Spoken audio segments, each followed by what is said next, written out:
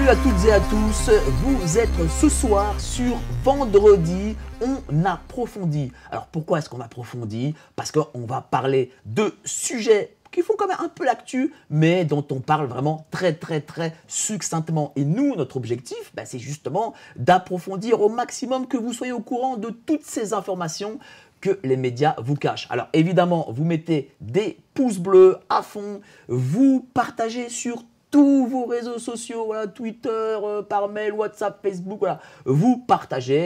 Et puis bon, on va faire une belle émission et on doit, tiens, objectif, tiens, aujourd'hui je mets un objectif, cher Fabrice, on est à 10 000 vues en même temps. Voilà, on le fait ou pas? On peut essayer. Voilà, on va essayer, on va faire 10 000 vues en même temps.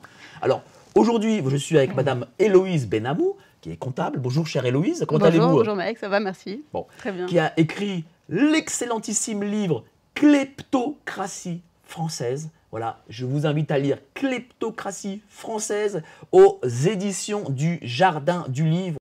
C'est quoi à peu près? Dites-nous un petit synopsis comme ça. Disons que ça explique comment finalement les banques se sont constituées, notamment dans les groupes de sociétés, donc on reviendra dessus un peu plus tard dans l'émission. Et en fait, on met la main clairement sur le financement de l'État à travers la sécurité sociale et les placements qui sont liés au financement de la sécurité sociale, et pour l'État également pour le circuit du trésor public. Donc j'explique comment est-ce que c'est organisé et comment est-ce que ça s'est mis. Et du coup, ça c'est des dizaines et des dizaines de milliards d'euros. Oui, là on parle vraiment de montants très importants, ouais, c'est des dizaines de milliards d'euros. Et donc vous pensez, enfin, vous faites la conclusion que la protection sociale à la française risque bientôt, à cause de ce système, de disparaître. Bien sûr, oui. C'est-à-dire que dans l'évolution, surtout là avec la crise du coronavirus et sa gestion politique qui a été faite uniquement avec de l'endettement, puisque toutes les politiques publiques qui ont été mises en place pour faire face à la situation exceptionnelle du coronavirus ont fait que les ménages, les entreprises, l'État, la sécurité sociale, en fait, n'ont fait que de vivre à crédit. Donc on a cumulé des montagnes de dettes qu'il va falloir rembourser après, et à court terme, ça va conduire à une augmentation des impôts, des charges, des cotisations sociales. Mais in fine, oui, il faudra trouver un autre système. Ouais. Alors, bien sûr, je suis avec aussi Fabrice Divisio, que vous attendez tous. Hein. Voilà, il est là, notre avocat préféré. Hein. Quand vous entendez ce que dit Madame Benamou, qu'est-ce que vous vous dites? De toute façon, ça c'est une constance. Rappelez-vous François Fillon qui disait que l'État était en cessation des paiements. Bien sûr. Pour un expert comptable, la notion de cessation des paiements, ça parle. Il faut rappeler ce que c'est que la cessation des paiements. C'est l'impossibilité de faire face au passif exigible avec l'actif disponible. C'est-à-dire qu'en fait, nous n'avons plus suffisamment de richesse pour faire face au passif. Et ça, c'était avant le Covid, c'était avant Emmanuel Macron, c'était au moment où le parquet national financier existait encore. C'est tout ça, quoi. Je veux dire, et là, on se rend compte que comment on va faire? Parce que le quoi qu'il en coûte, oui, qu'il en coûte, mais à qui? C'est un petit peu toujours au même, mais c'est pas grave. Bien sûr. Quoi qu'il en rapporte, c'est aussi toujours un peu au même, parce que ce qui est curieux, c'est quand ça coûte à l'un, ça rapporte à l'autre. C'est un peu le principe dans ce pays. Et donc, on est dans une situation compliquée. Je ne sais pas du tout quelle est la marge de manœuvre, pour être très honnête, dont dispose, indépendamment du candidat qui vous voulez. Je ne sais pas du tout de quelle marge de manœuvre financière on dispose aujourd'hui. Parce que augmenter les impôts, par exemple, c'est notoirement impossible. On ne peut pas faire ça. Ça va être l'enjeu du prochain quinquennat, en tout cas. Parce que si, effectivement, il n'y aura pas 36 solutions, c'est que soit il va falloir réduire les dépenses publiques, soit augmenter les impôts. Mais dans le cas, par exemple, de la sécurité sociale et des dispositifs que je décris dans le livre à travers la CADES, la Caisse d'amortissement de la dette sociale, il ne peut pas y avoir davantage de reprise de dette si ça ne correspond pas à une augmentation de la CSG ou de la CRDS ou la création de nouvelles... le problème, c'est qu'on est arrivé à des plafonds. C'est-à-dire qu'on est déjà à des plafonds sur la CSG et la RDS. Les gens n'accepteront pas. Ça va développer des mouvements sociaux. Et puis ils n'accepteront pas, et puis surtout, je crois qu'on est arrivé à un moment où on ne peut plus. Si on ne peut plus payer, attendez, on se mettre d'accord, les gars. Si on me taxe encore de la CSG RDS, moi, c'est bon, là. Moi, j'ai reçu, là, récemment, c'est pas possible, c'est comme l'URSSAF. Hein. Le type qui me reprend encore 1 euro d'URSSAF, là, je pense qu'effectivement, mais surtout, chère Madame Benamou, la CSG et la CRDS, qui sont des impôts qui ont été créés, je crois, sous Monsieur Rocard, ont des particularités sur leur mode de financement.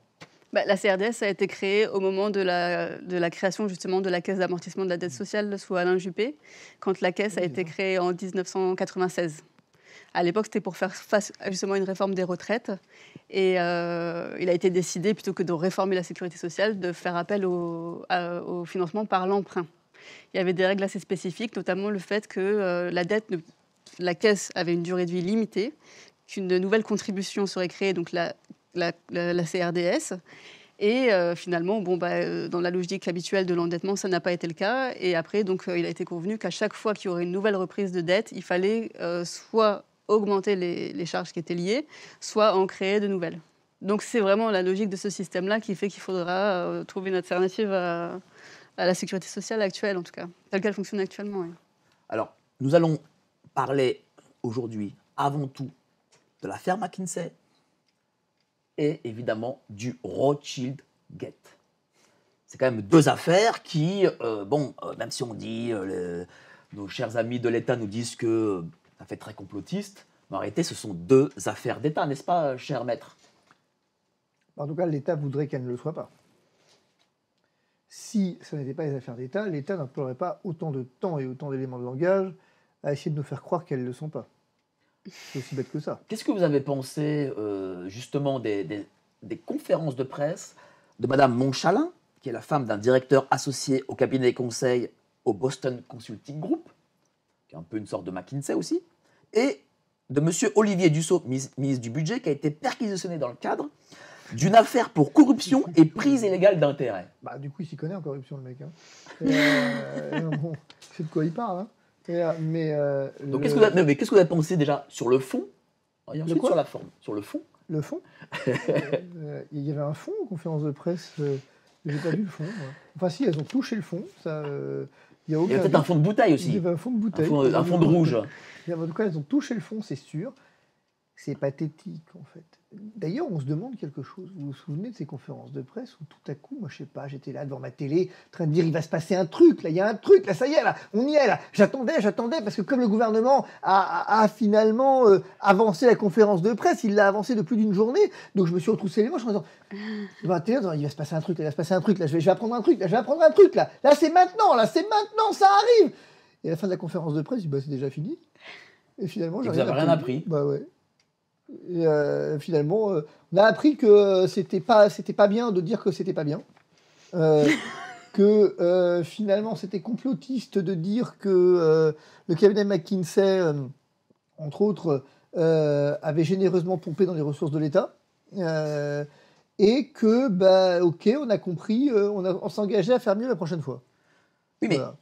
Sur la forme, on met deux ministres qui ont, entre guillemets, des passifs. Voilà.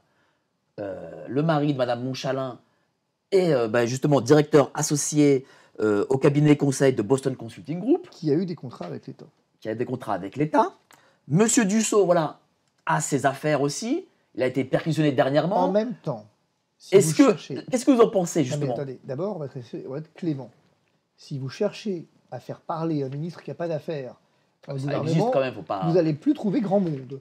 Il faut être très honnête. Qu'à un moment donné, vous allez vous retrouver avec des candidats, il va falloir envoyer Gabriel Attal. Bon, pour l'instant, il n'a pas... Mais le fait est, si vous voulez, que je pense que c'est de l'amateurisme, ce truc.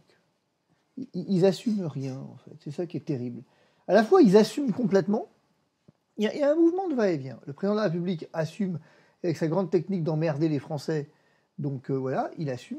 Et de l'autre, finalement, on a des discours qui n'assument rien. Assumez, vous avez fait appel à un cabinet de conseil, assumez, en disant c'est une certaine vision de l'État, on a une certaine vision des ressources publiques, c'est comme ça et pas autrement. Nous, écoutez, on va se mettre d'accord. C'est-à-dire que, vous comprenez, on m'a fait élire, moi, je dois des services à des gens, et à ce titre, c'est normal que je leur renvoie l'ascenseur.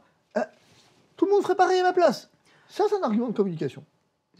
Oui, mais d'un autre côté, ils ont quand même un peu avoué ce qu'ils faisaient, que c'était pas bien, parce que Madame de Montchalin a annoncé qu'elle voulait réduire de 15% ses contrats. Qu'est-ce que vous en avez pensé? Après les avoir augmentés de combien? De 200%. D'accord.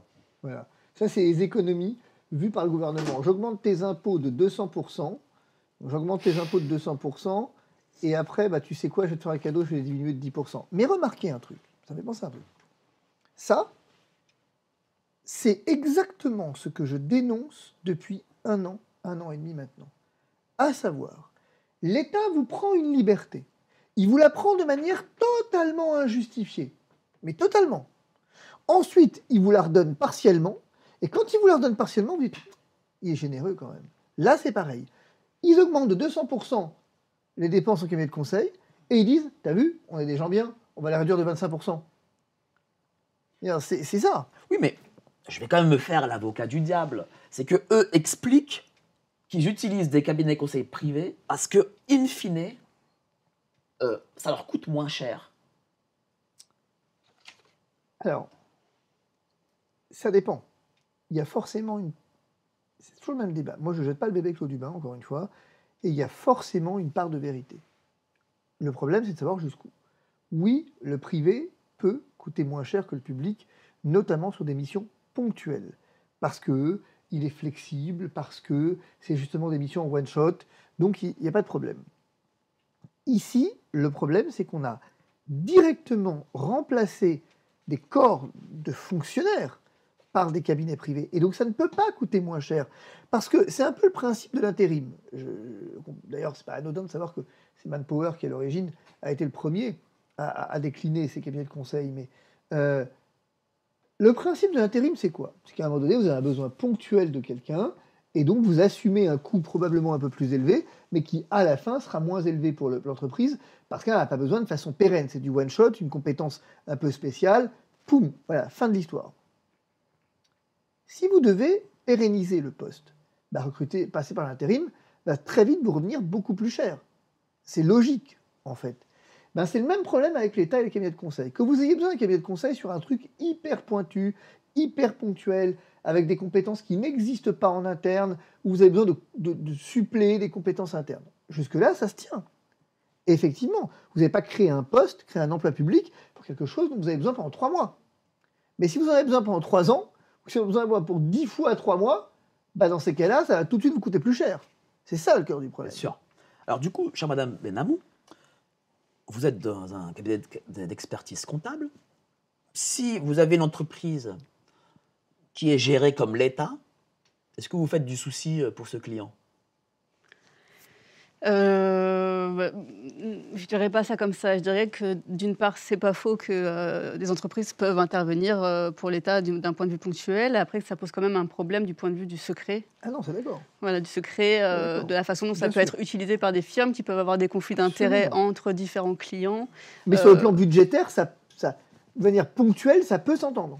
Oui, bien sûr. Budgétaire. Et puis ça dépend du type de mission. Là, on était vraiment dans une situation, on a vu le président de la République dire qu'on était en guerre, qu'on était dans une crise sanitaire mondiale, on était vraiment dans une situation où le fait, effectivement, qu'intervienne un cabinet de conseil privé comme ça, américain, présenté comme étant un monstre américain du conseil qui travaille dans le monde entier, donc qui a certainement aussi conseillé d'autres États ou des firmes privées qui intervenaient dans ces domaines-là, ça pose un problème dans le sens effectivement, du secret, du conflit d'intérêts. Voilà. Après, c'est effectivement pour le reste, le fait de faire appel à des cabinets, ils sont là pour ça. Ils conseillent aussi des entreprises privées, donc c'est pas pour moi le principal problème en tout cas. Ah, par contre, je ne prendrai pas McKinsey en clientèle. De ce que j'ai pu découvrir en fait sur leur mode de fonctionnement, je ne prendrai pas une société comme ça en clientèle. Pourquoi? Qu'est-ce que vous avez découvert? Dites-moi. Alors du coup, j'ai regardé parce qu'on avait fait notre première interview ensemble vendredi, donc je n'avais pas vraiment enquêté dessus. Mais quand j'ai regardé comment était organisée la société, j'ai été vraiment très surprise de voir que c'était une coquille vide, en fait, que le fonctionnement de cette société ne correspondait pas du tout aux informations médiatiques qu'on recevait donc d'un grand groupe international, en tout cas pour ses activités ici en France. Pourquoi? Parce que, donc, comme l'a révélé le journal Le Monde, effectivement, ils ont bien une société mère qui se trouve au Delaware. Donc ça, effectivement, c'est un premier élément sur lequel, en tout cas, on doit s'attarder pour savoir est-ce qu'effectivement la firme a des activités au Delaware de conseil, peut-être auprès du gouvernement, etc., qui justifient que son siège social soit là-bas ou pas. Mais c'est déjà un premier élément suspicieux. Et ensuite, la société... la filiale qui a été créée en France et donc qui rentre dans le rapport d'enquête sénatoriale qui a été mené. C'est pas une filiale. Si, c'est une filiale. Non, succursale. Non, c'est une filiale. Ah, bon, un débat là. Alors, On va avoir le débat. alors là, je suis désolé, c'est pas une filiale. Elle n'a pas de personnalité morale, ça le rapport du Alors, Sénat le dit. Si, On une est filiale. sur. Ah là là, il va y avoir une bagarre là. Il va y avoir une bagarre. Hein. Mais non, parce que c'est justement tout le problème, parce que les actifs remontent. En fait. Oui. Si c'était une filiale, Alors- ils ne remonteraient pas. Alors attendez. C'est parce qu'elle a Alors, intégré attendez, fiscalement à la maison mère. Pourquoi, pour vous, c'est une filiale? Dites-nous pourquoi. Bah parce que c'est une société à part entière qui a une personnalité juridique, qui a un enregistrement auprès du tribunal, du greffe du tribunal de commerce. Mais pas du tout. Oui, Mais si. pas du tout. Et pourquoi? Pas Bah, du dites-moi tout. pourquoi. Mais vous. c'est pas pourquoi. C'est le rapport du Sénat vous le dit très clairement. Oui, c'est mais tout. c'est un Non, rapport mais de communisme. je peux Après, ne voilà. pas me fier au rapport du Sénat et Non, non, effectivement chercher attendez, des informations juridiques qui soient plus Bah, pertinentes. si vous que- avez, alors je suis désolé, si vous avez une filiale, donnez-moi le numéro de RCS. Bah, je vous le donne tout de Montrez-moi suite. exactement sous quelle forme. alors, sous Elle quelle va vous forme donner le numéro d'RCS et vous aurez quelle tort. forme Bah, Vous aurez peut-être, tort très ce bien. soir. Et Mais c'est alors là, une- Et vous aurez tort ce aucune soir. difficulté pour que j'ai tort. Et Ah, c'est une J'aime SASU. quand Maître Division a tort. C'est une SASU. Donc ils ont créé une. Non mais je veux dire, c'est intéressant parce que en fait, je m'en fous de sortir une filiale ou une succursale en soi. Allez-y, montrez Au contraire, vos moi, ça papiers. je vais vous dire un truc. Si c'est une filiale, ça m'arrange plutôt qu'une succursale pour le coup. Allez-y. Euh, Allez-y. Attention. Tenez, voilà. Voilà, le Donc, il y a document. deux ils ont sociétés. créé une succursale. Ils sont gonflés les mecs quand même. Oui, effectivement. Ils sont gonflés. Donc Voilà. ils ont créé donc 1-0 la Ah, elle vous a. Ah là là. Magnifique. Oh là là. Ils sont vraiment Eh, gonflés. là, faut faire des coupes, faut les mettre sur Twitter. Divisionnaire là, vous les. Non mais c'est montrez. pas grave, mais c'est vrai que non mais c'est intéressant parce que finalement il y a eu une enquête sénatoriale qui a été Peut menée. garder le document. Je vous donnerai l'ensemble à la fin. Je vous donne l'ensemble à la fin D'accord. parce que je vais peut-être l'utiliser encore pour la suite. Allez-y. Euh, Vous avez vu, on en apprend tous les jours. Ah, mais c'est- Même vous, dans non, mais votre propre c'est émission, surtout- vous apprenez des Non, mais choses. surtout que c'est gonflé de faire ça. Vas-y. Ben, en fait, c'est pour porter à confusion, si vous voulez. Ils ont Ah bah, domicilié les deux sociétés. Avenue des Champs-Élysées. Donc, ce sont des boîtes aux lettres, en fait, parce que c'est des centres d'affaires qui font de la Du coup, domiciliation. je peux montrer les deux documents à Maître Divisio. Pour Je qu'il ne sais s'énerve pas un ce que peu. vous voulez lui montrer, qui s'énerve pas trop quand même. Voilà, ces deux documents-là que vous m'avez envoyés. Donc, ça concerne la Alors, maison mère au voyez, Delaware. tenez, effectivement. là, les deux documents. Et vous lisez et vous me dites ce que vous en pensez. Tenez. Voilà, Bon. c'est deux documents qu'a trouvé Madame Benamou et qu'elle m'a envoyé en amont. Et regardez les adresses, là Oui, au journal qui fait un tour. et là. Vous le verrez, bien sûr, vous, chers téléspectateurs, vous le verrez voilà, sur vos écrans. Et regardez bien. C'est très, très important. Qu'est-ce que c'est? Dites-nous ce que c'est. Transférer le siège social. Mhm. Là, je suis sur RCS, c'est le RCS en fait. Ça, c'est le. Ça, c'est Infogreffe, Infogreffe, quoi. ouais. Et ils ont transféré Qui? McKinsey France, pour le coup, McKinsey Compagnie, donc Voilà. La filiale, oui. la filiale, a transféré le siège social dans le Delaware. Et regardez Donc- la deuxième Et société. ça, pour le coup, c'est le. C'est qui? C'est qui? Dites. Société Générale Asset Management. Donc la Société Et Générale. dites-nous quelle est l'adresse. C'est 112, enfin pareil, 1209 Aurore Street. C'est-à-dire que Wellington. Société Générale et McKinsey France sont, chère Héloïse, à la même adresse. Bah, c'est des boîtes aux lettres aussi, en fait, Oui, qui c'est sont des là-bas. boîtes aux lettres, en fait. Alors, Maintenant, la Société Générale- Expliquez-nous bien, parce que les gens vont peut-être pas comprendre. Expliquez-nous bien. Le système de la boîte aux lettres. Voilà. Alors en fait, le système de la boîte aux lettres, c'est-à-dire qu'une entreprise, pour exister, pour avoir une personnalité juridique, doit être enregistrée, avoir une domiciliation. Donc c'est pas forcément illégal d'être enregistré, par exemple, dans un centre Oui, d'affaires. d'accord. Mais par exemple, quelqu'un qui a une activité qui n'est pas sédentaire, par exemple un coiffeur qui a un salon, va certainement se domicilier là où il y a le salon. Un coiffeur qui est ambulant, qui va chez les gens, par exemple, il ne va pas forcément avoir intérêt à avoir des locaux, donc il va plutôt aller vers une domiciliation commerciale, pour expliquer assez D'accord. simplement, quoi. Donc là, bon, effectivement, la Société Générale, maintenant, elle a fermé cette filiale-là, parce qu'après, il y a eu des révélations sur Donc, elle a fini cette par le fermer, adresse. mais ça veut dire que la Société Générale Banque Française avait sa boîte postale dans le Delaware. Tout à fait. C'est ça. Et donc à cette adresse-là, c'est La même une adresse société qui fait un que centre McKinsey. d'affaires, voilà, qui domicilie des entreprises pour qu'elles puissent bénéficier des avantages fiscaux ou autres qui sont liés à l'État du Delaware. Donc Voilà. ça veut dire qu'à l'époque, Société Générale ne payait pas d'impôts peut-être en France. Alors peut-être qu'il y avait une activité aussi. On ne peut pas D'accord. dire les choses trop simplement parce que peut-être qu'ils avaient une activité là-bas, peut-être qu'ils. Bon. Ce qui était étonnant en tout cas, c'est qu'il me semble qu'en 2013. Non, je suis pas d'accord.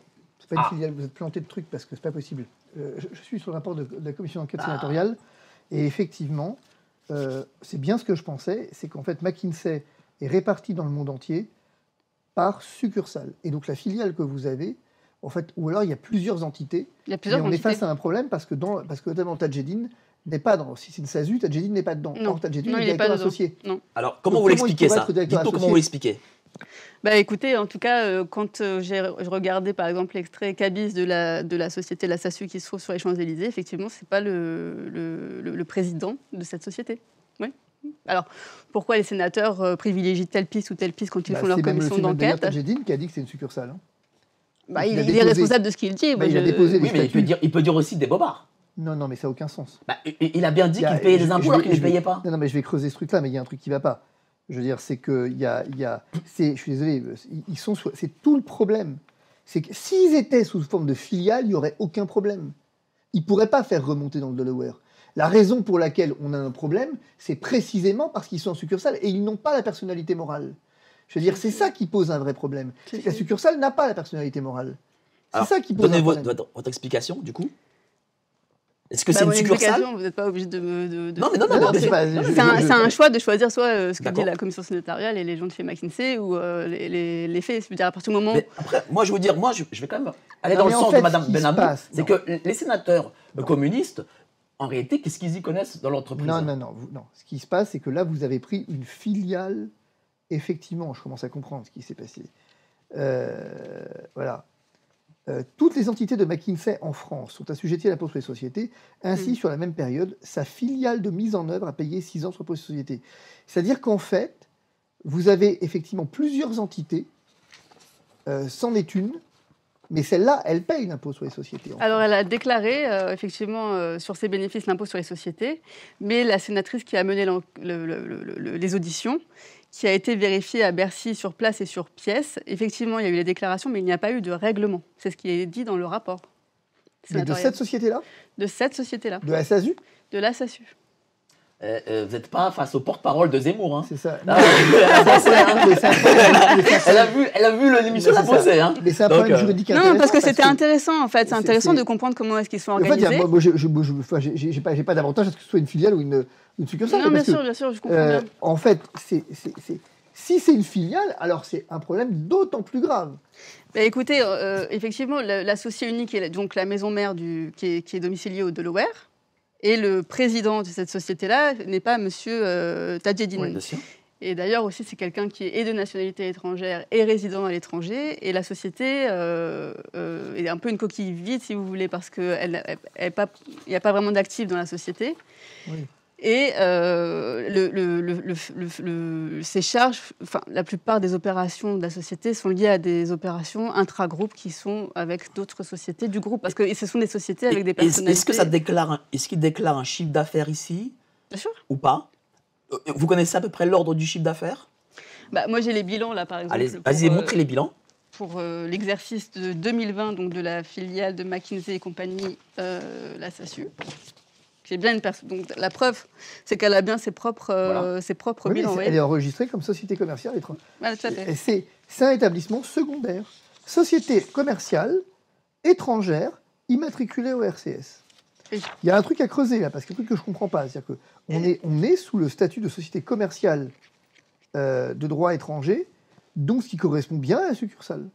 Donc manifestement, vous avez plusieurs entités, parce que là, j'ai McKinsey à établissement secondaire.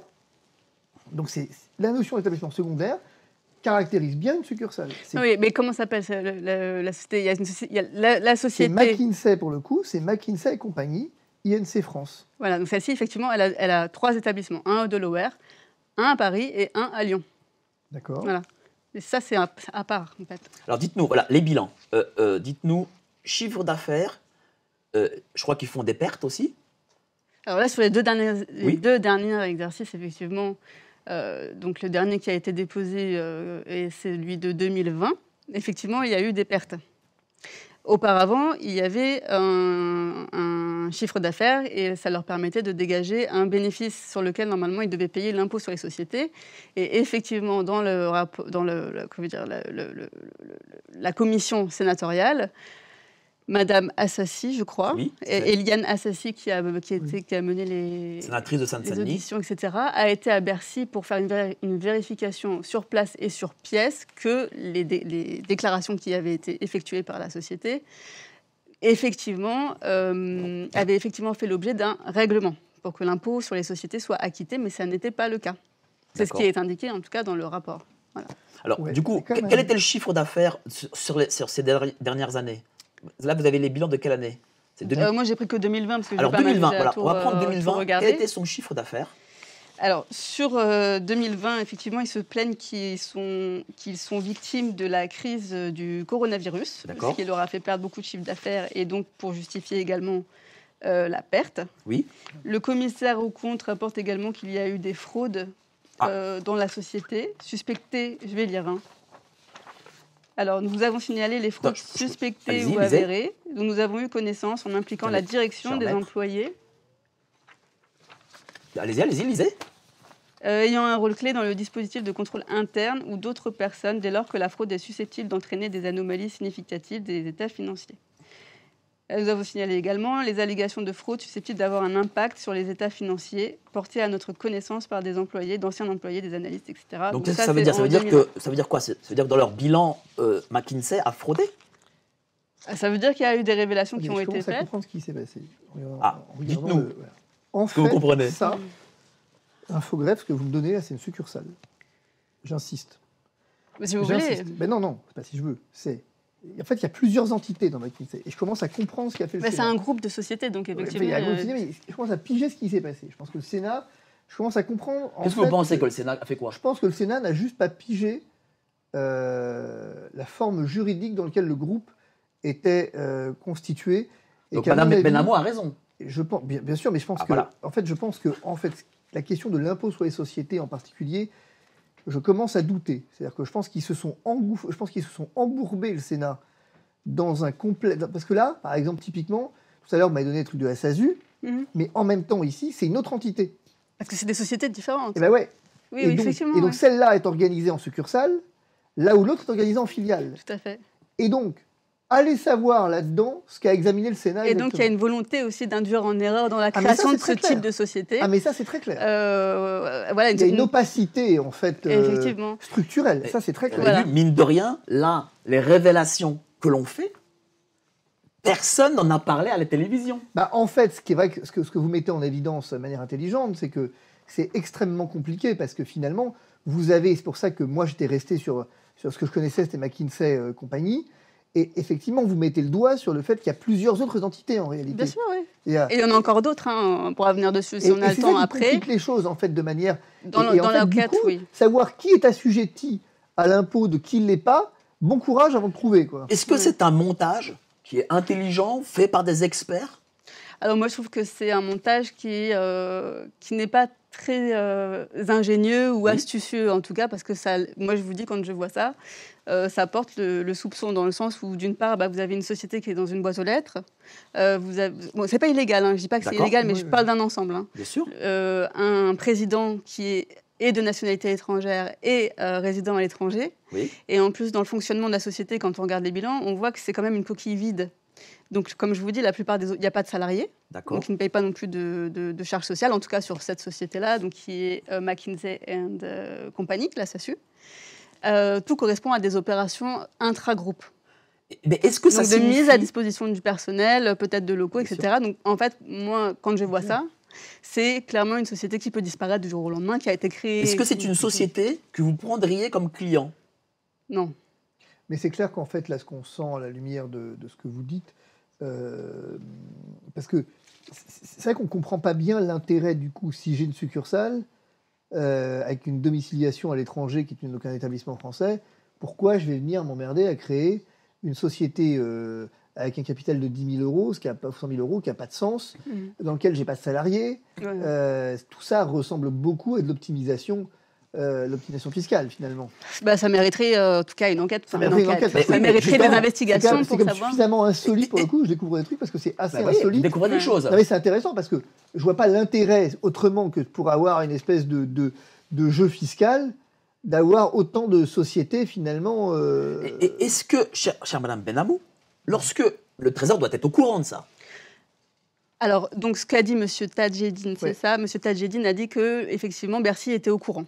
Bon. Maintenant. Est-ce que Bercy, du coup, s'il est au courant, il voit ça, et tout ce que vous dites, est-ce que Bercy, normalement, ça leur met leur puce à l'oreille, ils doivent enquêter?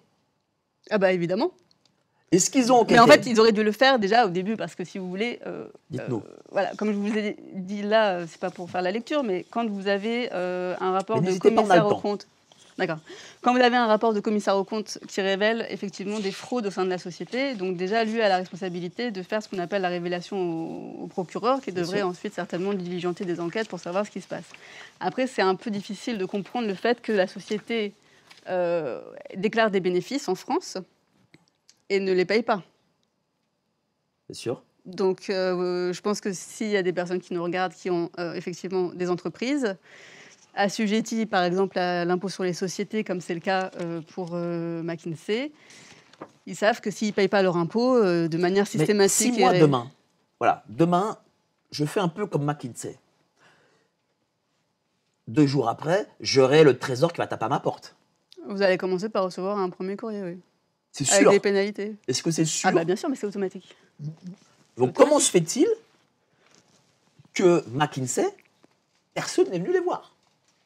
Alors là, il faut voir s'il y a des complicités ou pas. Moi, je ne sais pas, je ne suis pas dans les petits papiers de Bercy. Non, mais par contre, c'est vrai que les bénéfices, il y a des bénéfices qui ont été réalisés avant que ce gouvernement-là soit au pouvoir. Et l'enquête sénatoriale commence en 2011. Donc, il faut voir depuis 2011... Non, mais ce Donc qui qu'est-ce s'est que vous en passé. pensez, cher Moi, maître, ce que après j'en- toutes non, mais ces, ce toutes que ces je pense, c'est révélations? qu'on voit que finalement, on est sur des espèces de... Comment je veux dire? On est sur des entités, finalement, Oui. nombreuses, avec une opacité. Vous savez, la règle fiscale, en droit des sociétés, il y a une règle, c'est la transparence fiscale, finalement. C'est-à-dire qu'à un moment donné, au sens où ce qui caractérise quand même à un moment donné l'infraction, ou la couleur, l'odeur de l'infraction, c'est quand vous commencez à avoir plein d'entités avec des répartitions entre les unes, les autres. Alors on dit tout à l'heure, Madame disait, et à juste titre, c'est pas illégal. Oui, ça c'est pas illégal. Ça dépend de l'utilisation Mais c'est qui est ça, faite, d'avoir de la plusieurs raison, sociétés, etc., mais du motif. Oui. Quand même, à un moment donné, je vous assure que si moi je commence à créer mon cabinet avec 3-4 entités à côté sous des formes juridiques distinctes et qu'il y a des mouvements de va-et-vient comptable, Bien Bah, sûr. ça va être le puce à l'oreille.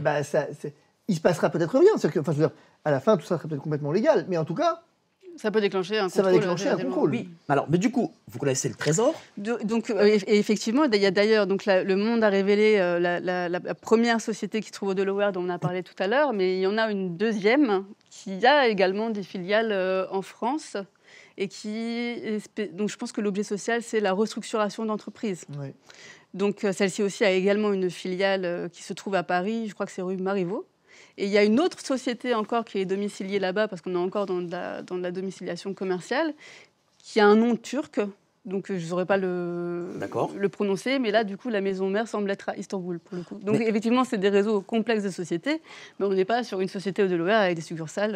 Oui, mais partout dans est-ce que monde, le quoi. Trésor a les outils, justement, pour tout de suite enquêter lorsqu'il voit des choses un peu bizarres, quoi? Je veux dire, est-ce que Oui, je pense que si je peux le voir à mon niveau, c'est que je pense que Bercy est en mesure de le voir et de faire des enquêtes quand je même. ne veux rien vous faire dire, hein. Je ne veux rien vous faire J'ai dire, pas, évidemment. j'ai pas de super pouvoir en tout cas, quoi. Donc, voilà. Donc, Madame Benamou dit que en combien de temps vous avez fait ce dossier? Bah, on en a parlé vendredi, j'ai fait regarder ça samedi. Voilà. Et c'est tout? Bah oui. Donc voilà, Madame Benamou a fait ce dossier samedi, quoi. Elle a pris une journée. Elle a découvert tout ça. Est-ce que ça vous surprend que le Trésor et même la commission sénatoriale n'est pas... Je pense, peut-être que la commission sénatoriale ni le Trésor ne dispose de comptables et d'experts comptables. c'est quand même Ce n'est surprenant. pas inutile. alors. Je vais vous réconcilier avec les experts. Ce que je veux dire, c'est que en fait, alors, il y a 2 problèmes, je crois. Il y a effectivement le problème fiscal, qui est probablement... Moi, je découvre l'existence de plusieurs sociétés de filiales, parce que moi, McKinsey, je les connais, mais je ne les connais pas sous l'angle fiscal. Je les connais sous l'angle des coûts dont ils sont capables. Et effectivement, Bah, ça va avec, hein, la structure juridique en général, ça va avec un mode de c'est ça. fonctionnement. hein. Et du coup, effectivement, moi, je trouvais ça Alors c'est marrant parce que pour le coup, je trouve ça plutôt rassurant qu'ils aient une filiale, mais finalement, s'il n'y a rien dedans, parce que finalement c'est ça l'idée, c'est qu'il n'y a rien dedans, quoi. Bah oui. Ils ont une coquille vide. Ce qui est très curieux, pourquoi vous créez une société? Au fond, pour avoir une coquille vide, c'est une Ça question. lève le soupçon, en tout cas. Ouais. Surtout que si vous avez déjà finalement une succursale, vous pouvez embaucher des salariés. Alors je pense que la succursale a des salariés du reste. Donc il y a quand même certaines anomalies, il y a quand même certaines questions qu'il faut se poser. Simplement, vous avez, je crois, compris en 1 an et demi de Covid que poser des questions, c'était mal. Qu'on n'a pas le droit d'interroger, de questionner, que lorsqu'on s'étonnait des mesures ainsi prises et qu'on soupçonnait, qu'on questionnait l'existence peut-être, dans le cadre du Covid, de décisions qui n'étaient pas sanitaires, on nous disait qu'on était complotiste. Eh bien, moi, j'affirme avec solennité que du coup, madame est complotiste. En ce qu'elle pose des questions intéressantes et que posant des questions intéressantes, du coup, ça la rend complotiste forcément. Malheureusement. Hein. mais dites-nous, avez-vous trouvé peut-être d'autres anomalies? Écoutez, pour moi, c'est pas vraiment surprenant ce type de fonctionnement, mais bon, c'est pas un genre de société que personnellement je prendrais en clientèle. J'avais préparé des petites Vous n'avez pas dit déjà quel était le chiffre d'affaires de 2020 et quelles étaient les pertes de 2020. Tiens. Ah oui. Voilà, Oui. que les gens le sachent. Oui, alors aussi, il y a quelque chose d'important, c'est que si vous voulez, d'un point de vue comptable, le fait pour une société d'être chaque année en perte, c'est pas une situation qui est normale. Alors, ils sont chaque année en perte d'environ combien? Non, je dis ça pour une première raison, c'est qu'en fait, justement, le problème qui se pose avec McKinsey et la commission sénatoriale, c'est pas simplement le fait qu'il n'aurait pas payé d'impôts, puisque l'impôt a été déclaré, mais il n'a pas été payé, mais pas parce qu'il n'avait pas d'impôts à payer. Et ensuite, le deuxième problème, c'est que si la situation perdure trop au-delà de 2 exercices ou qu'il perde plus de la moitié du capital social, n'importe qui pourrait demander la fermeture de la société. Voilà. Et pourtant, ils n'ont toujours pas fermé. Sans compter que ils sont toujours là. Mais surtout, ce qui est intéressant, c'est que quand vous avez plusieurs années de déficit consécutif,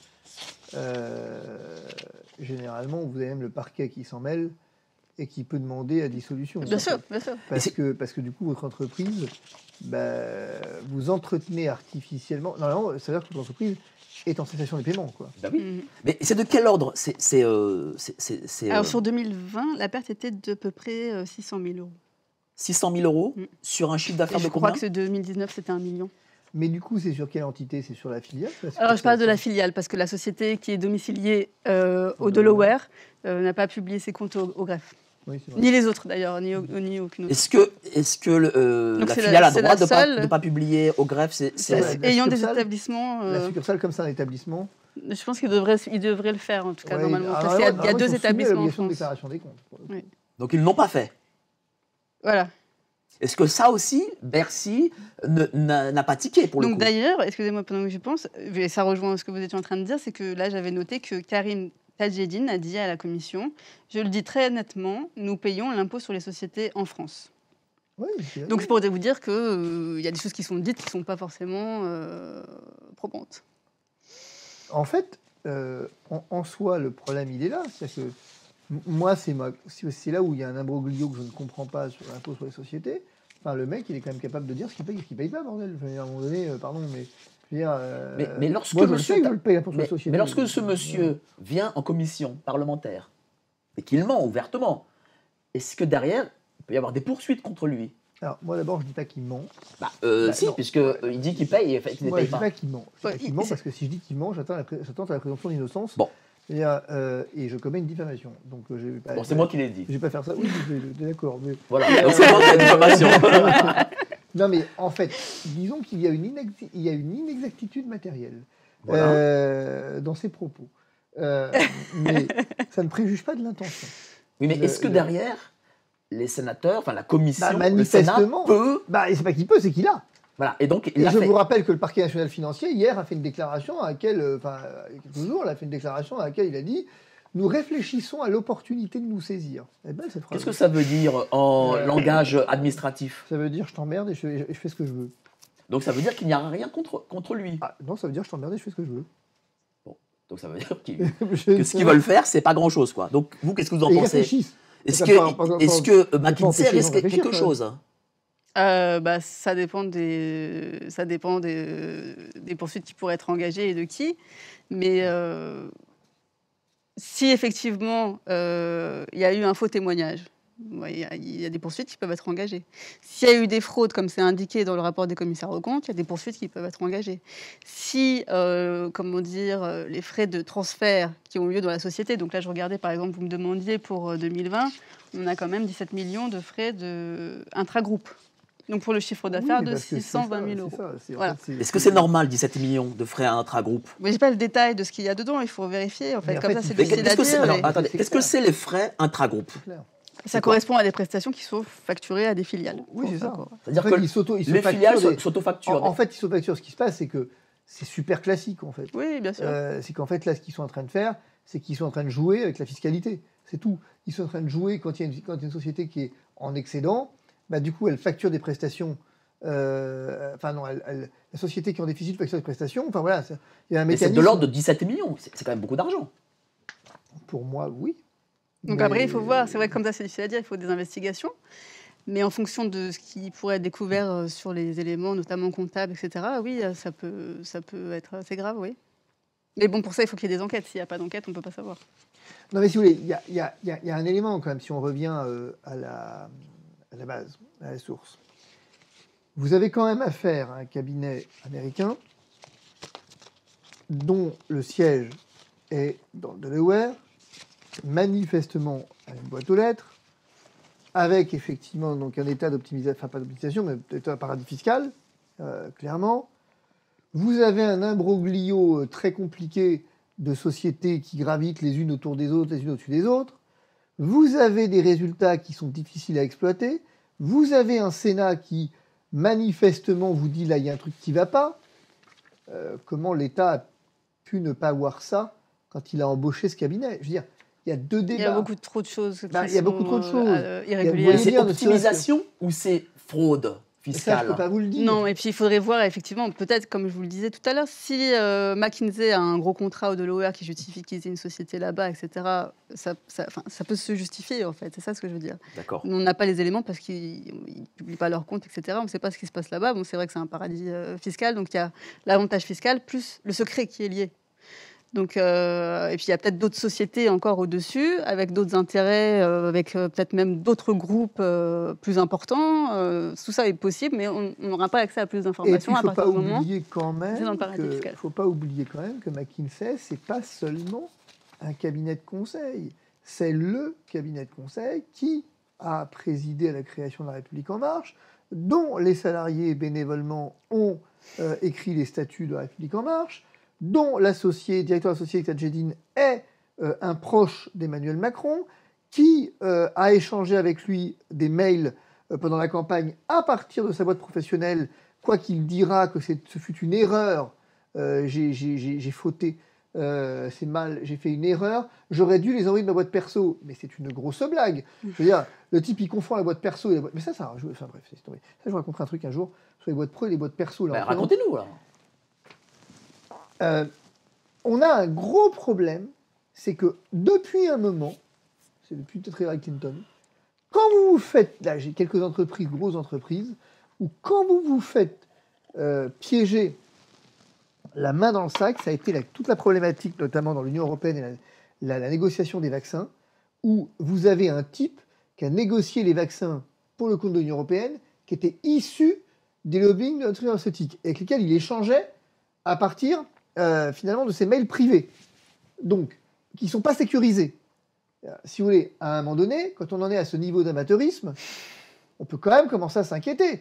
Et à chaque fois... Mais c'est intéressant parce que, excuse-moi, je vous coupe, mais c'est vrai que la sénatrice qui a mené les investigations et les auditions avec M. Tadjedine, c'est ça, elle dit aussi, en fait, dans une interview, qu'elle s'attendait à avoir des gens vraiment des experts en expertise internationale. Quoi.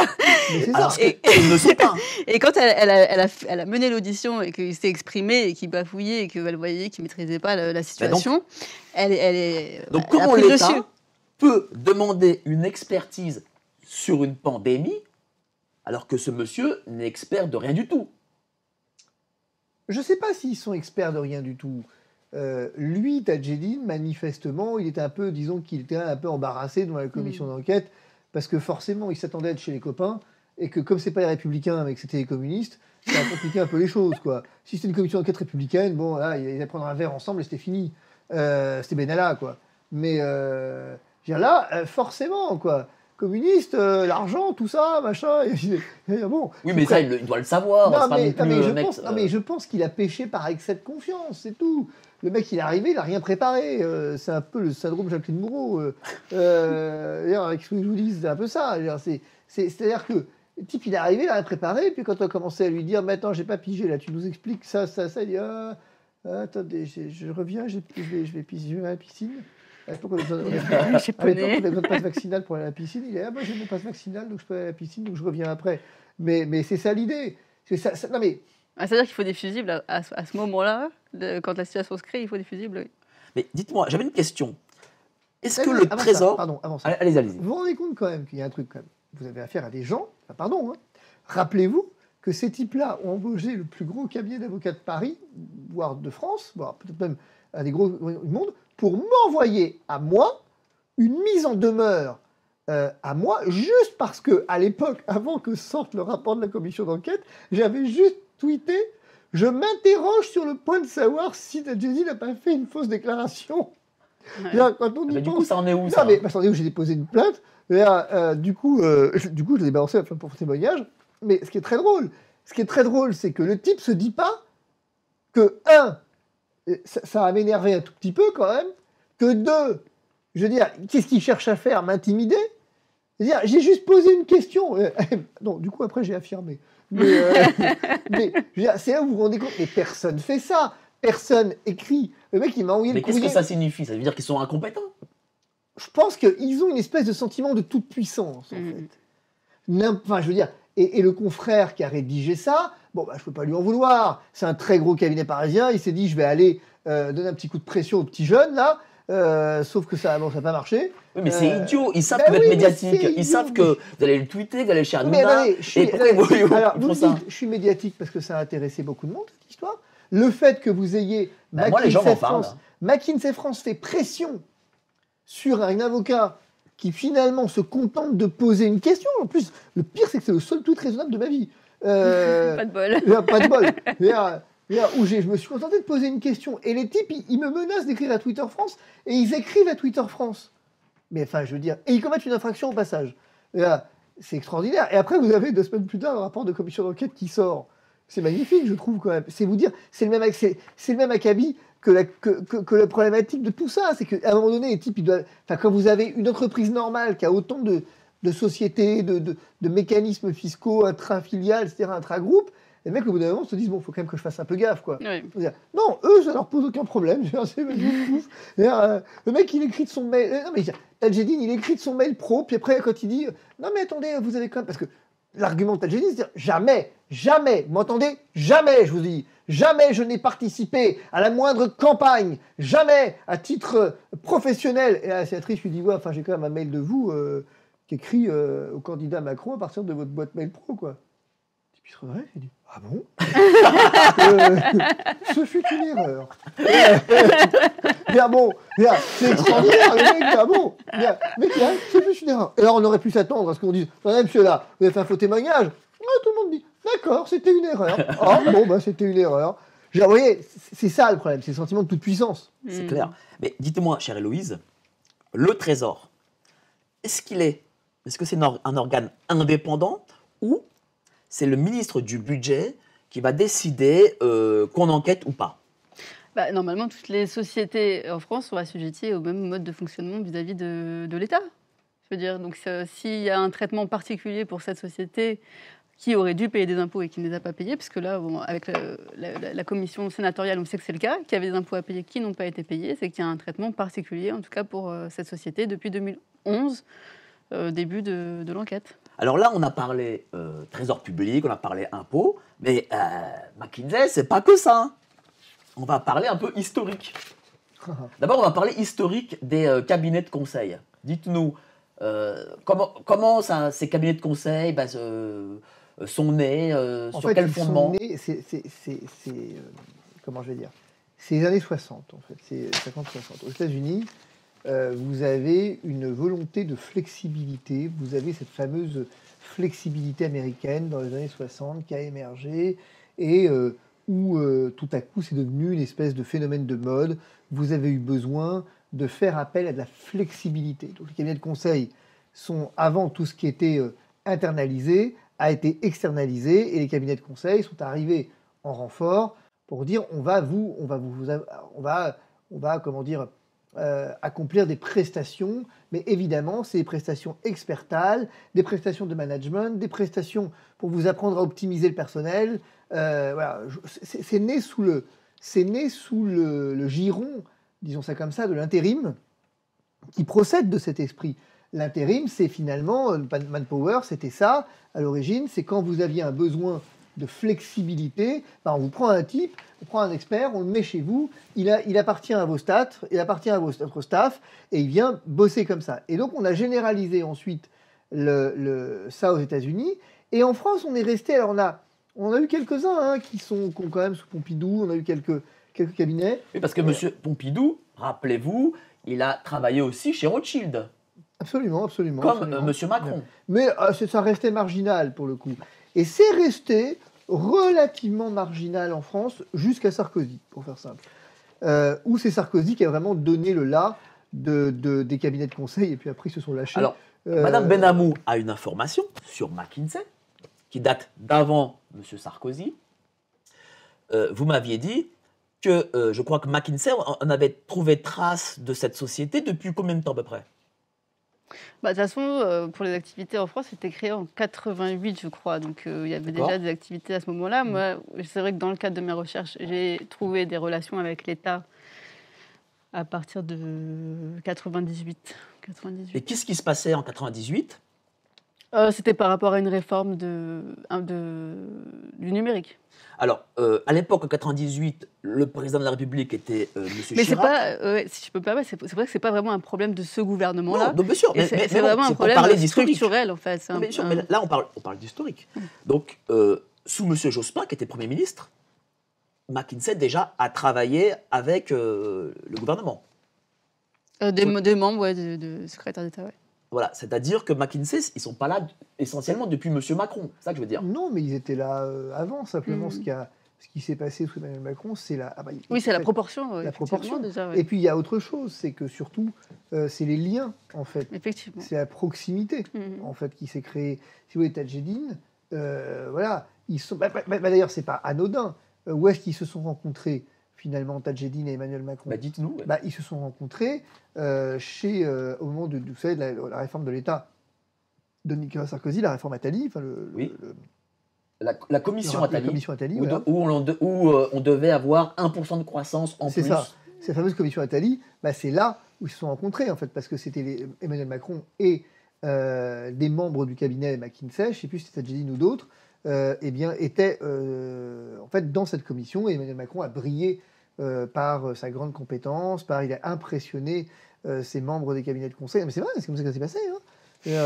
Moi, je me rappelle très bien, parce qu'à l'époque, j'étais attaché parlementaire, et donc c'était sous Sarko. Et au niveau des propositions de la commission Attali, il n'y a pas grand-chose qui a été mis en place à l'époque. J'ai pas dit qu'ils étaient efficaces, j'ai dit qu'ils étaient brillants. Ah bon, d'accord. Il était brillant comme Danny Briand. Danny Briand aussi, il est brillant. Il chante bien en plus. Non, mais si vous me demandez à quoi sert Emmanuel Macron, ça va être rapide, hein, à emmerder le monde. Mais voilà, c'est pas moi qui l'ai dit, c'est lui. Donc je peux le dire maintenant. Mais si vous voulez, non, ce qui pose un problème, faut qu'on se mette d'accord. Si vous voulez. Encore une fois, hein, moi je ne suis pas, comment je vais dire, je ne suis pas hostile par principe au recours au cabinet de conseil, mais évidemment que ça obéit à des règles. La première, c'est qu'on évite de faire ça avec des Américains. Déjà, si on emmerde comme ça, c'est pas la peine qu'on s'en rajoute, quoi. Mais c'est un vrai sujet, hein, le fait que ce soit un cabinet américain et l'influence des États-Unis en France, et pour le coup particulièrement dans les années plus récentes, et le quinquennat d'Emmanuel Macron, effectivement. Oui, ça, c'est un vrai sujet aussi. Hein. Mais vous avez raison, c'est d'autant plus un vrai sujet que, et vous le dites, que au fond, les informations, quand on voit l'influence, parce qu'en fait, c'est un tout.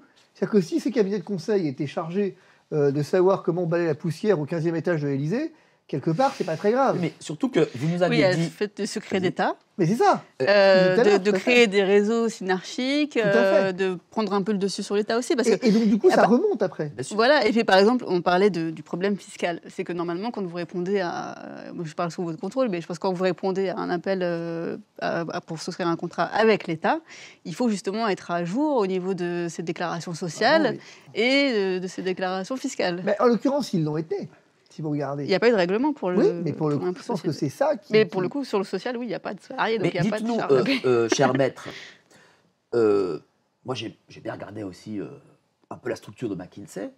Il y a énormément de gens de grandes écoles, HEC, ESSEC, Polytechnique, qui sont embauchés par McKinsey, en tout cas en France. Mais il y en a très C'est peu le fonds de commerce. en Amérique. Comment vous l'expliquez? En fait, jusque-là, McKinsey en particulier, il faut savoir que McKinsey, c'est la firme, gros cabinet de conseil américain, véritablement, les conditions de travail y étaient ce qu'elles étaient, hein, on pourrait beaucoup en parler, mais en tout cas, il y avait une espèce de aura quand vous sortiez de chez McKinsey, vous sortiez avec un carnet d'adresse, en fait, pour faire ça. Donc c'était extrêmement attractif pour les jeunes loups américains qui sortaient des grandes écoles, et plus particulièrement des grandes universités de la Ivy League, Harvard, Yale, etc. Toutes ces grandes universités. Sauf que il s'est passé un truc, en fait. Il y a eu un avant et un après. Est-ce que ce sont les scandales? Absolument. Est-ce que vous voulez que je vous les lise, les scandales? Au moins deux. Je vous en prie, allez-y. Voilà. Alors, deux vrais scandales pour le coup. L'affaire Enron aux États-Unis. McKinsey est le cabinet de conseil qui a incité l'entreprise Enron à mettre en place des pratiques comptables douteuses et à orienter la stratégie de l'entreprise vers le trading d'électricité et de matières premières. Déjà un. Et la deuxième, Vous savez pourquoi? bah dites-nous. Le dirigeant d'Enron était un ancien de McKinsey, Oui, c'était Jeff Skilling. Jeff Skilling.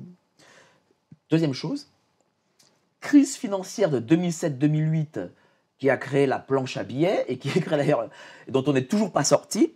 McKinsey a contribué à la crise économique et financière de 2007-2008 en encourageant les banques à titriser les crédits immobiliers de leurs clients via des MBS, C'est c'est-à-dire scandaleux. Mortgage Backed Securities. Alors, excusez-moi mon anglais parce qu'il est un peu pourri, et à augmenter les montants de dette dans leur bilan afin de bénéficier d'effets de levier, contribuant ainsi à augmenter leurs expositions au risque. Ça, c'est scandaleux de faire ça. En fait, ils ont mis des gens sur la paille, quoi, pour faire simple. Mais il y a autre chose. En fait, c'est paradoxalement, vous allez voir que c'est pas ces deux scandales-là qui ont véritablement eu un impact sur... Vous voulez parler des impacts sur les opioïdes, peut-être?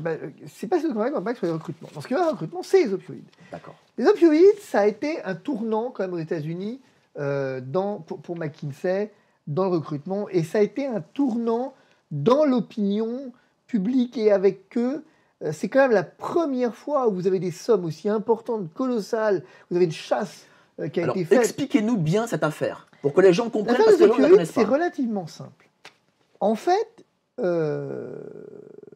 les opioïdes, le fameux oxycodium du Dr House, c'est ça. C'est que le Dr House, pour ceux qui regardent la série, souffre d'une douleur chronique et est dépendant à l'oxycodium. En fait, il est dépendant, et l'oxycodium, en effet, c'est un opiacé, donc c'est un opioïde qui vient soulager la douleur et qui est indiqué dans les douleurs paroxystiques. Ça, c'est la MM française, due notamment au cancer, le cancer phase terminale. Donc, vous voyez, les douleurs, voilà. Sauf que c'est un produit qui a une particularité, il est extrêmement accoutumant. Les opioïdes ont un phénomène d'accoutumance très importante. Et l'industrie pharmaceutique réunie autour d'un groupe qui était Pundi Pharma, qui comprenait plusieurs labos, dont Johnson & Johnson par exemple, eh bien, on dit, écoutez, c'est un produit qu'on ne vend pas assez, pour faire simple. Et donc, il va falloir en vendre plus. Et comment ils s'y sont pris? D'abord, ils ont fait une espèce de grande campagne scientifique, la fameuse science, pour faire croire aux médecins qu'il n'y avait pas de phénomène d'accoutumance aux opioïdes et que donc ils pouvaient en prescrire tout à fait librement. Ça n'a pas suffi. Et c'est là où ils ont fait appel à McKinsey en disant écoutez les gars, nous on a un produit qui est topissime mais on ne sait pas le vendre. Est-ce que vous pourriez nous aider pour faire simple à le vendre? Et de facto, c'est ce qu'a fait McKinsey. McKinsey a aidé l'industrie pharmaceutique à vendre ces opioïdes. Et on est à l'origine, en fait, du plus grand scandale sanitaire de tous les États-Unis. Il faut savoir que les opioïdes légaux ont fait annuellement autant de morts civiles que la guerre du Vietnam dans son ensemble. Donc on est sur quelque chose de scandaleux, où on a menti, on a poussé aux ventes, on a fait tout ce que ces cabinets savent faire. Mais le plus grave dans l'histoire, c'est que pendant que McKinsey conseillait l'industrie pharmaceutique, de l'autre, il conseillait la FDA américaine sur quoi? Sur les bonnes pratiques en matière d'opioïdes. C'est-à-dire que c'est extraordinaire quand même. Vous avez un cabinet de conseil qui, auprès de la FDA américaine, vous dit ouais, faut quand même trouver un moyen pour que les gens arrêtent de se shooter, quoi. Mais de l'autre, conseille l'industrie pharmaceutique pour la vente des opioïdes. Et en fait, ça a fait un tel scandale, ce truc dans les États-Unis, parce qu'il faut voir ce que. Enfin, vous avez des bébés aujourd'hui qui sont véritablement des bébés drogués, qui naissent drogués. C'est un fléau pour l'Amérique qui est colossal, mais colossal. Et je t'avais sur un point pour dire que, du coup, qu'est-ce qui s'est passé? Il y a eu des procès qui ont été faits, McKinsey a été obligé de transiger avec des sommes colossales, présenter des excuses, etc. Et il y a un truc qui traîne dans les couloirs du Sénat américain, qui a été refusé par l'industrie pharmautique, c'est que McKinsey avait proposé à l'industrie, pour fidéliser les clients, si je puis dire, de dire, aurait en tout cas, de dire, écoutez, il faut trouver un moyen. Donc qu'est-ce qu'on va faire? Il y a des chaînes de pharmacie aux États-Unis, vous avez des grosses chaînes de pharmacie. On va aller les voir et leur dire, écoutez, quand un gars se fait une overdose d'opioïdes, voilà, et qu'il a acheté les médocs chez vous, et ben vous avez une ristourne sur la prochaine commande. Donc ça va jusque-là quand même. Et là, McKinsey est celui qui a réussi à moraliser l'industrie pharmaceutique. L'industrie a dit non. Bon. Alors, juste pour la petite histoire, pour terminer là-dessus, ce qui est très amusant, c'est que donc l'industrie pharmaceutique, tout ça, ça fait un scandale. Alors il faut savoir qu'il y avait les fameuses revolving doors où vous avez des types qui étaient à la FDA, qui venaient de chez McKinsey et qui ensuite, effectivement, ils sont retournés. Vous aviez tout un tas de nœuds comme ça pourrait prendre des heures à le raconter. Mais ce qu'il faut savoir, c'est que on pourrait se dire c'est fini tout ça. Ça y est, tout ce monde-là a payé des amendes, il y a eu des gros... Non, c'est pas fini. Parce qu'en fait, ils se sont déportés en Afrique. Et dans quelques années, vous allez avoir une crise en Afrique monumentale. Une crise sanitaire. Crise sanitaire monumentale. Monumentale. Où des gens vont mourir. Mais bien sûr, incontestablement. Avec toujours les mêmes techniques. Vous savez pourquoi vous supportez la douleur? Et vous avez toujours les mêmes techniques de vente. Donc si vous voulez... et donc là, auprès des universités américaines, il y a un vrai problème de recrutement. Parce que du coup, les gars se disent, si je commence le McKinsey, je suis grillé après, quoi. Pour faire simple. Et l'anecdote, c'est qu'on avait interrogé, il y a quelques années, donc, on avait interrogé le patron du MEDEF sur la question en France. Il me disait, mais quand même, vous, du coup, il a répondu, nous, c'est pas un sujet. C'est pas un sujet. Tout ça, c'est pas un sujet. C'est pas un sujet. Alors, il y a l'affaire Enron, affaire Boeing, crise financière, délit d'initié du directeur général des États-Unis, dissident emprisonné en Arabie Saoudite, chute de Valens Pharmaceutical au Canada, fête à côté du camp de concentration ouïghour en Chine, que McKinsey a organisé. La faillite de Swissair. Sous le Canada de Macron, soutien au régime russe, voilà, faillite de Swissair, prix des médicaments aux États-Unis, industrie du tabac aux États-Unis, accusation de fraude fiscale en France, corruption en Afrique du Sud, détournement de fonds en Belgique, et poursuite pour racket et falsification de documents. Et ça, je l'ai trouvé en 5 minutes. Et nous, en France, on donne le pouvoir à ces gens-là. Mais vous êtes au cœur du problème, vous êtes au cœur de ce qu'on dénonce ensemble depuis tout à l'heure. Vous avez des cabinets de conseil qui ont la fiscalité douteuse, au système au moins, c'est un euphémisme, opaque. Vous avez des cabinets qui sont des cabinets, Madame l'a dit, américains, avec un problème du coup de sécurité des données, c'est ce que vous évoquiez. Et on a de l'autre des cabinets qui sont quand même loin d'être des enfants de cœur. Et une simple recherche sur Internet vous permet de montrer en 10 minutes que vous avez affaire à des margoulins, quoi. Oui, mais Ce sont regardez, des margoulins. mais là, on parle de la crise sanitaire Mais en qu'est-ce que... France, Non, mais attendez, qui a créé les enfermements, toutes ces choses. Ils s'en tapent. Oui, mais est-ce que l'opinion publique ne doit pas s'en taper? Mais l'opinion publique, je veux dire, il est gavé de quoi? Excusez-moi, mais l'opinion publique, vous avez madame qui vient de faire une recherche, même moi j'ai découvert un truc, vous voyez. D'abord, c'est complexe. Je veux dire, ensuite, vous allez avoir deux types sortis de BFM qui vont expliquer à madame que ce qu'elle raconte, c'est n'importe quoi. Et comme, pardonnez-moi, c'est pas du tout faire offense, bien au contraire, mais je pense que BFM a plus de visibilité que madame, du coup on va croire BFM, c'est tout, c'est comme ça que ça se passe. Bien sûr, c'est vrai, tout à fait. C'est que, et que voilà, ce que madame vient de découvrir, enfin pardonnez-moi, j'apprends des choses et c'est super, pour le coup, mais comment vouliez-vous que même un type comme moi, qui pourtant je pense pas être le dernier imbécile, mais dont je suis pas un spécialiste de la fiscalité, je mette mon nez dans les... Moi j'avais retenu que c'était une succursale, parce que c'est un fait. C'est ce qui a été dit, mais quand on fait la recherche et qu'on sait où trouver l'information, on se rend compte que c'est pas le cas. Oui, mais vous imaginez, oui, mais vous voyez bien parce que vous êtes expert de la question. Oui, certainement. Bah oui, bien sûr. Mais bon, je pense même s'ils font appel à des cabinets d'experts en expertise qui coûtent très cher, je pense qu'il y a quand même ça, des gens qui savent le faire en France. Il ne faut pas être expert. En tout cas, les journalistes n'ont pas à être experts pour faire une fiche, pour regarder Wikipédia, les affaires de McKinsey. D'abord, il faut se méfier de ce que dit Wikipédia. Alors, c'est peut-être faux. Il faut aller voir ma fiche. Alors, je vais regarder votre fiche, alors. Bon. En tout cas, c'est vrai que, par exemple, dans les autres sociétés du groupe que j'ai pu trouver, il y a la filiale dont je vous ai parlé tout à l'heure, qui a un nom turc, donc je ne saurais pas tout prononcer, qui a été créée en début 2017, et ça correspond à la période où McKinsey a contracté... le Covid. Pardon ? Le Covid. Non, c'est pas ça. C'est pas un contrat juridique. C'est un réflexe. C'est un réflexe. Quand on a contracté, ils n'ont pas utilisé le geste barrière. Et Non, je parlais parce qu'il y avait la crise avec les migrants en Turquie. Et il y a eu un accord secret entre l'Union européenne et la Turquie. C'était assez sordide parce qu'en fait, il s'agissait de savoir que l'Union européenne allait payer une certaine somme à la Turquie pour retenir les migrants qui étaient en Grèce. Et en tout cas, les événements montrent que c'est à ce moment-là que la société, plus ou moins, a été créée. Donc, si vous voulez, il y a un rapport de... On n'est pas face à une société qui est stable, qui est pérenne. Il y a plein de sociétés qui se créent, on dirait, au fur et à mesure. Et vous savez où est-ce qu'ils ont été utilisés, McKinsey, par qui ils ont été utilisés aussi? Par Trump. Pour l'histoire des fameux camps, enfin des migrants, là, vous savez, le problème des Mexicains. Oui.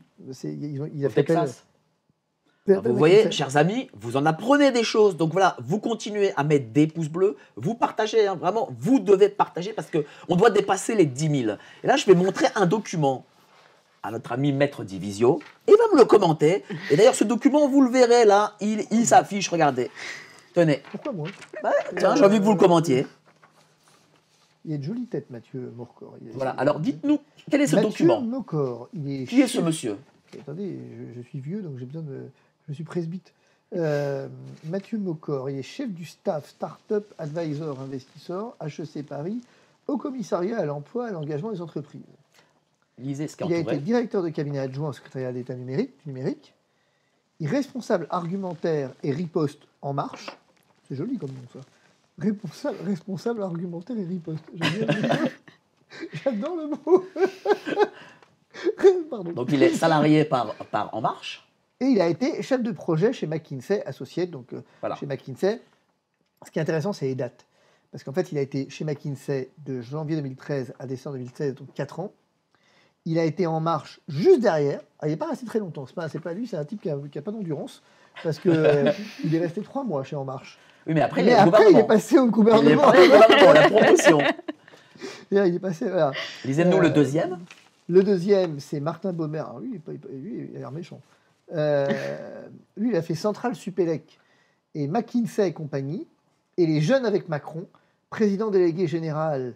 Mais vous bossez vos dossiers, vous, en fait? Ben oui, quand même, hein, j'essaie de ne pas venir les mains vides. Hein. Ça, pour le coup, je ne savais pas. Oui. Je peux pas tout ça, je peux pas les savoir. Non, vous ne pouvez pas tout savoir, on est là pour savoir. Je peux pas, mais on est là pour vous apprendre aussi des choses. Et pour que parfois vous ayez tort aussi. Pour le coup, merci à madame de me... Parce que vraiment, c'était... Et parfois, vous ayez tort. Ah, mais non, j'avais pas tort. Non, je suis pas tard, mais... succursale. Et dites-nous le troisième nom. Il y a les jeunes avec Macron et le mouvement de jeunesse de la République En Marche. Et qui est ce monsieur? Non, lui c'est toujours Baumer. Mais après, il y a Étienne Lacour. Allez-y. Toujours McKinsey. Il a été chef de pôle projet chantier d'innovation politique, membre du comité de direction de la République En Marche. En fait, ils se sont inspirés de Staline. Hein. Je suis désolé, c'est Staline ce truc. Quoi. Et à un moment donné, c'est. Non, mais moi, ce qui me fait marrer, enfin, pardon, hein, mais ce que je trouve incroyable, c'est que tout à l'heure, on évoquait l'opacité fiscale, machin. Là, c'est même plus opaque, quoi. C'est totalement. Comme quoi, on ne peut pas leur reprocher de pas être transparent, mec. Bah, donc, du coup, qu'est-ce que vous en concluez quand vous lisez ça? Qu'on se fout de notre gueule. C'est tout? Bah, c'est déjà pas mal. Se foutre de notre gueule, ça, l'État le fait depuis toujours. Oui, enfin, depuis 5 ans, il a quand même un petit peu passé des supérieurs. Là, il est en marche quand même depuis 5 ans. Est-ce que là, vous sentez, en lisant ces choses-là, il y a un foutage de bronze supérieur qu'à l'époque? Vous voyez bien que c'est exactement ce que je vous décris depuis tout à l'heure. C'est que vous avez affaire à un scandale d'État. Vous avez affaire à un scandale d'État. Vous avez affaire à un pantouflage, à des gens qui ont bossé chez McKinsey et qui ensuite vont passer au gouvernement. Je veux dire, c'est comme ça. Et donc, ensuite, qu'est-ce qu'on fait ? Il y a une forme de collusion. Vous savez, le meilleur truc que j'ai trouvé sur McKinsey, c'est ça. Je vous le lis, vous allez voir. Je vous le lis. Non, ce n'était pas le radeau de la Méduse, ce bateau qu'on se le dise au fond des ports. Au fond des ports, il naviguait en père peinard sur la grand-mer des canards et s'appelait Les copains d'abord, les copains d'abord. Voilà, c'est une chanson, McKinsey. C'est une chanson de Brassens. Et, les copains d'abord. La République En Marche, c'est les copains d'abord. Donc Madame Montchalin et Monsieur, je ne sais plus comment, Dupropre, je ne sais plus. Bon, de toute façon, on ne le connaît pas. L'autre. Voilà, l'autre. Ben voilà, hein. Déjà, on n'est pas des complotistes là ce soir. Non, mais en même temps, excusez-moi, mais rendons à César ce qui appartient à César l'espace d'un instant. Je suis désolé pour ce procès qui est fait, tout à fait scandaleux, à Emmanuel Macron. À quoi ça sert d'être président de la République si on ne peut pas quand même favoriser les copains? Vous savez, ça me fait penser à un truc. Ça, c'est une anecdote vraie pour eux. Allez-y. En Italie, quand j'y étais, il y avait un type qui était sénateur. Puis un jour, on a découvert qu'il avait 14 emplois, mais qui cumulait pour 150 000 € par mois de revenus. Donc le parquet lui dit, mais regardez, vous avez 14 emplois, monsieur. Alors il dit, oui, et alors? Il y en a au moins 13 qui sont fictifs, quoi. Et le type, il dit, mais non, mais pas du tout. Pas du tout. Il dit, non, parce que regardez, c'est société. Ben oui, c'est ce que je vous dis. Ah oui, mais c'est dirigé par mon frère, par mon cousin, par ma fille. Et donc, le parquet, cette audition restera mémorable, parce que le parquet lui dit, mais vous ne pouvez pas faire ça. Et le type, mais très sérieusement, rien dit. Mais ça sert à quoi la politique si on ne peut pas favoriser la famille? C'est exactement ça. Mettez-vous à la place de McKinsey 2 minutes. Les types, ils ont donné de leur personne, bénévolement. Ils ont donné de leur temps. Les pauvres, ils ont raté toute la série Netflix le soir. Et donc, effectivement, ils se sont retrouvés à bosser gratuitement pour la République En Marche. La République En Marche accède au pouvoir et il n'y a pas du tout. Oui, mais est-ce que l'affaire McKinsey... Ça sert à quoi que McKinsey sous des carcasses? D'accord, mais est-ce que l'affaire McKinsey, c'est juste une politique entre copains ou est-ce que c'est un État dans l'État? Non, c'est une politique entre copains influents. Donc c'est un État dans l'État. Je vous promets que quand je serai président de la République, je pourrais vous confier un poste. Ah ben ce serait gentil. Voilà. J'espère que je serai au moins conseiller technique à l'Élysée. Hein. Ah non. Je ne veux pas être chargé de mission, je veux avoir un truc sympathique. Voilà, hein. je sais pas, je vous trouverai un poste, mais j'éviterai, si vous êtes chez McKinsey, j'éviterai quand même de vous donner un poste stratégique qui vous mette, comme disait madame, en relation. Évidemment. Voilà. Parce que pourquoi... On peut se poser une question. Pourquoi le Sénat, dans son rapport, veut interdire les missions pro bono? Après tout, on se dirait, mais je comprends pas. Ils sont un peu bêtes, ces sénateurs. Au fond, c'est gratos et ils n'en veulent pas. Pourquoi ils veulent interdire? Mais parce qu'en fait, ça s'appelle un cheval de Troie. Bien sûr, il n'y a rien de gratuit de toute façon. Il n'y a rien de gratuit. Une contrepartie. Quand c'est gratuit, c'est toi le produit. Alors, je vais vous parler de quelqu'un qui a fait un peu l'actualité et qui a été très, très important dans la crise sanitaire et qui est membre influent de McKinsey. Il s'agit de M. Maël Decalan. fils de Calan. de Dominique de Calan, Balaïl de Calan. ancien numéro 2 de l'Union des industries, des métiers, des industries et des métiers de la métallurgie. Son père a été mis en examen sur des retraits suspects d'argent liquide à hauteur de 19 millions d'euros des caisses du syndicat. Donc voilà, vous pouvez retirer jusqu'à 19 millions d'euros de votre compte en banque, en carte bleue. Voilà, en tout cas, lui l'a fait. Ça va pas être facile. C'est pas facile, mais il l'a fait. Ça veut dire que impossible n'est pas français. Ah, mais quoi, le mec, Voilà. il avait 19 millions sur son compte? Non, c'était 19 millions sur le compte de l'UIMM. Ah oui, du MM. Voilà.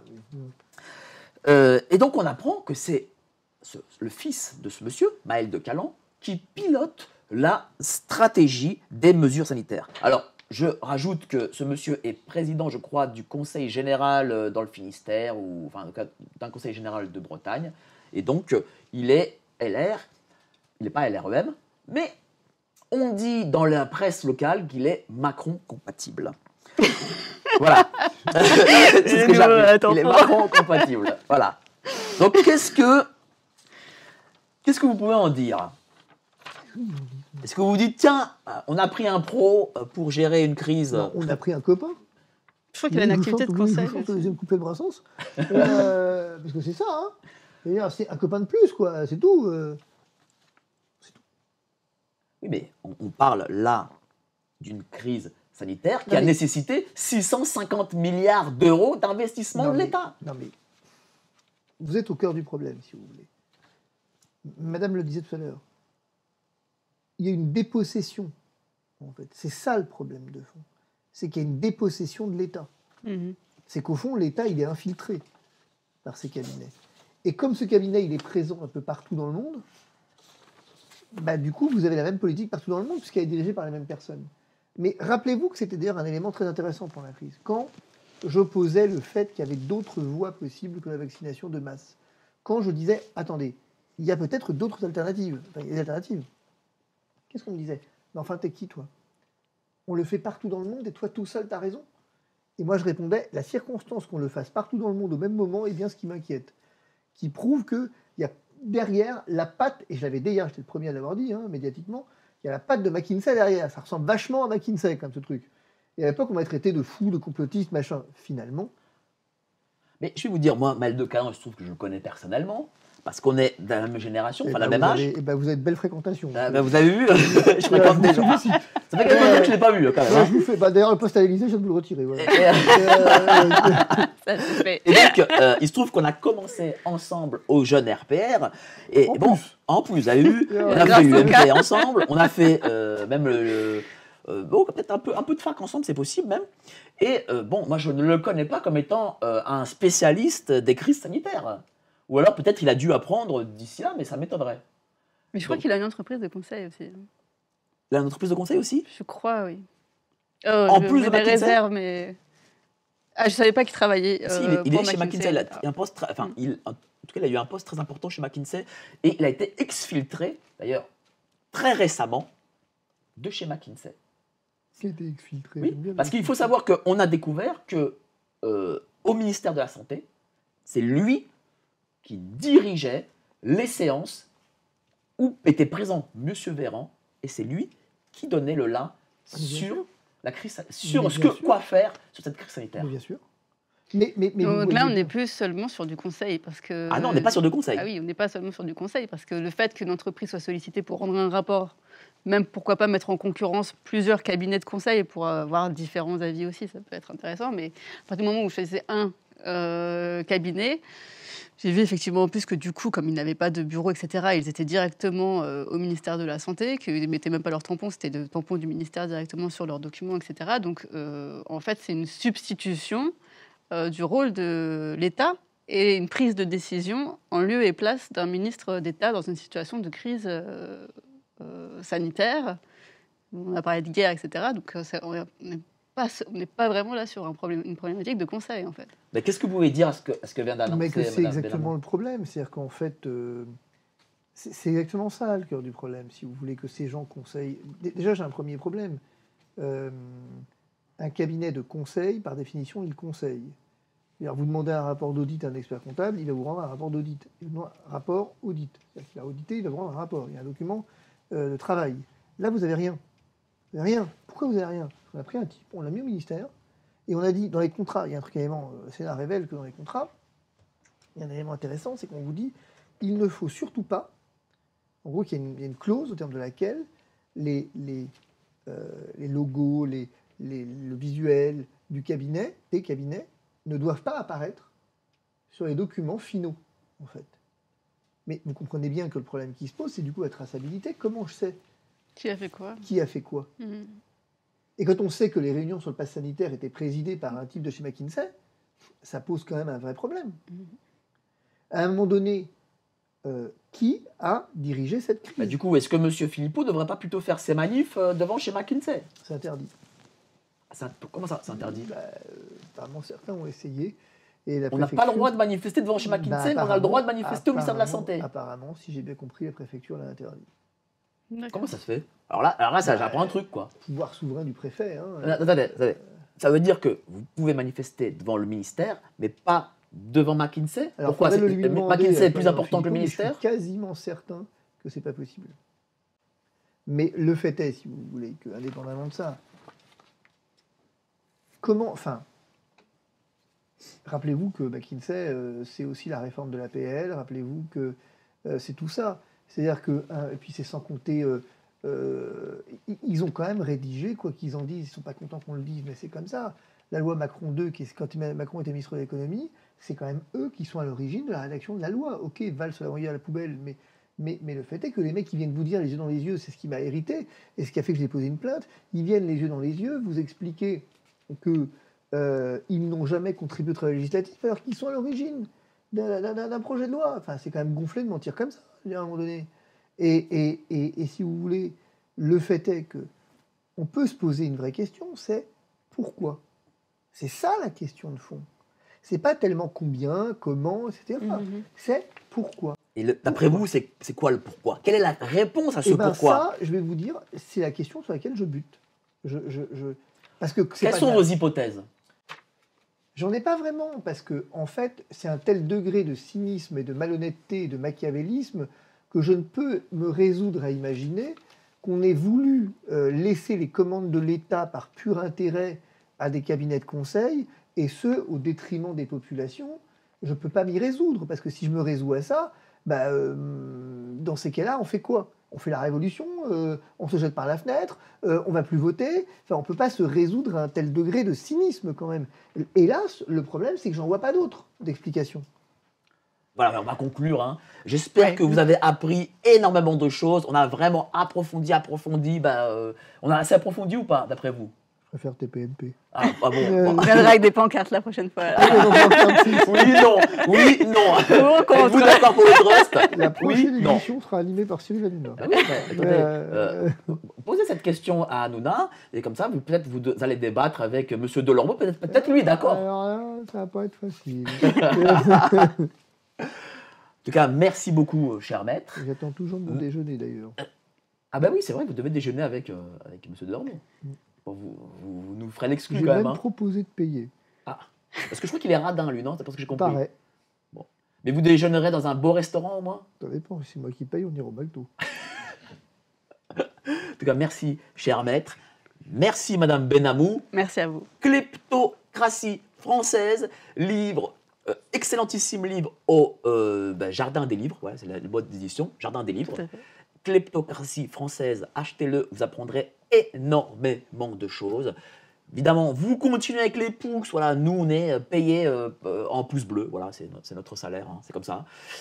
Passez tous une très bonne soirée, j'espère vraiment que vous avez appris plein de choses ce soir, parce que c'était le but en effet, parce que voilà, vendredi, on approfondit les sujets jusqu'au bout. Et passez tous une très bonne soirée, salut, ciao!